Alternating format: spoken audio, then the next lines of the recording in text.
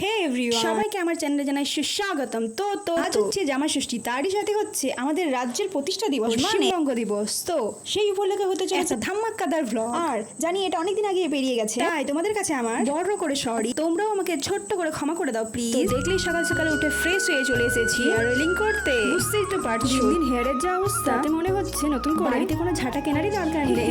তো আজ তাড়াতাড়ি একটু স্নান সেরে ফ্রেশ হয়ে নিই, কারণ আছে বস। তো হেয়ারে লাগিয়ে নি ভালো একটা সিরাম, যাতে হেয়ারটা করে ওঠে ঝকমক ঝিলঝিল সাইন। একটু ভালো তো আজ লাগাতেই হবে, কারণ বিকালে আছে প্রোগ্রাম। যা ভুল করে বলেই ফেললাম সিগারেটটা। ঠিক আছে, দেখতে থাকো শেষে কি হচ্ছে। যেন চুলের সাথে সাথে মুখটা একটু চকমক করে, তার জন্য লাগিয়ে নিচ্ছি একটা গোল্ডেন ফেক্স মাস্ক। লাগিয়ে নিচ্ছি যেন ঠোঁটের সামনেটাও একটু চকচক, নাকটা একটু চকচক করে, গালটাও একটু চকচক করে। বুঝতে পারছো সবাই দেখবে কিনা? তো এবার যাবো মায়ের সাথে পুজো দিতে, জামাই ষষ্ঠী কিনা। তো মা থালা সাজিয়ে নিয়েছে গোটা একটা আম, সাথে আছে দুটো কলা। পুজোর তো হতে চলেছে আমাদের বাড়ির সামনেই, তাই মায়ের পেছন পেছন চলে গেলাম। আর ওখানে যেয়ে তো দেখছি চারিদিকে জামাই, কিন্তু আমার তো জামাই নেই। মনে একটু কষ্ট লাগলো, বেশি কষ্ট পেলাম নেই। ওখানে প্রণাম করে এবার চলে যাবো বাড়ি। এসে পড়িয়ে নিলাম হাতে একটা ডুরি, যেন তাড়াতাড়ি জামাই হয়ে যায়। এবার এলাম খাবার খেতে, দেখি মা করেছে ঘুগনি লুচি, জমে যাবে। আর এদিকে দেখি বোন মুখে তো ফেস প্যাক লাগিয়ে বসে করবে বিকালে অনুষ্ঠান।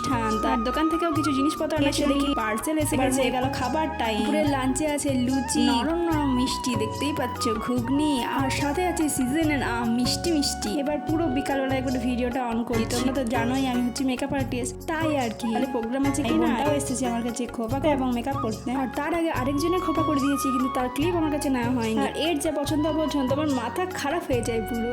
তো যাই হোক, আস্তে আস্তে চুলটা বাঁধা হয়ে গেল। এবার পেছনে খোপাটা করতে বাকি, একটা বান লাগিয়ে দিলাম। সময় তো পেরিয়ে যাচ্ছে, আমাকেও রেডি হতে হবে, তাড়াতাড়ি করতে হবে। আর খোপার উপর কয়েকটা গাছরাও লাগিয়ে নিলাম। আপাতত খোপাটা কমপ্লিট। এবার তোমরা বলো দেখতে কেমন লাগছে? ভালো লেগেছিল, ওরও ভালো লেগেছিল। করতে হবে সব থেকে কঠিন কাজ ধুতি পরানো। শাড়ি দিয়ে ধুতি পরানো এতটা কষ্ট করে আগে জানলে পরাতামই না। যাই হোক, পরানো হয়ে গেল, পরানো কমপ্লিট। তোমরা দেখো কেমন লাগছে দেখতে ধুতি পরানোটা। এবার তো টাইম এগিয়ে আসছে, নিজেকেও হতে হবে রেডি। একটু মুখের মধ্যে লাগিয়ে নিচ্ছি একটু ফাউন্ডেশন, যাতে মুখটা একটু বেশি চকচক করতে থাকি। ড্যাব শেষই হচ্ছে না, বাপরে। গালাতে একটু লাগিয়ে। যাই হোক, এবার সবাই রেডি হয়ে চলে এসেছে। আমার হয়ে গেছে অনেক। তো একবারে শাড়ি পরে চলে এলাম জুয়েলারি পড়তে। তো পরে নিচ্ছে একটা ছোট্ট বলে, তো লোকটাই পুরো কমপ্লিট হয়ে গেছি, ফুল কমপ্লিট। দেখাচ্ছি একটু পোজ মেরে কেমন লাগছে তোমরাই বলো দেখে। তো যাই হোক, বাইরে চলে এলাম এবার। তো প্রোগ্রামটা হচ্ছে বাড়ির সামনে, তো বরণ করে নেওয়া হলো।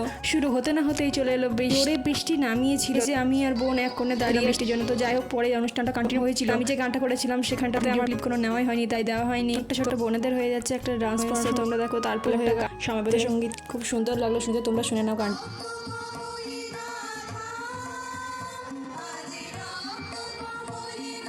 তো তারপরে একটা খুবই সুন্দর গানে নাচ হয়েছিল, তো তোমরা দেখো।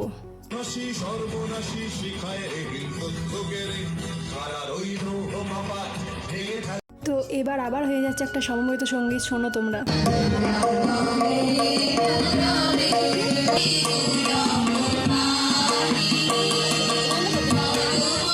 তো এরপর করে নেবে একটা ছোট্ট ভাই একটা খুব সুন্দর গান।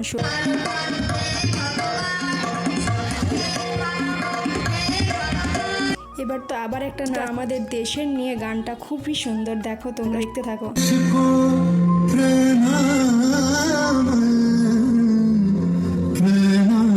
আছে দেশের সকল দেশের সেরা ও সে স্বপ্ন দিয়ে তৈরি শেষ স্মৃতি দিয়ে এমন দেশটি কোথাও খুঁজে পাবে না।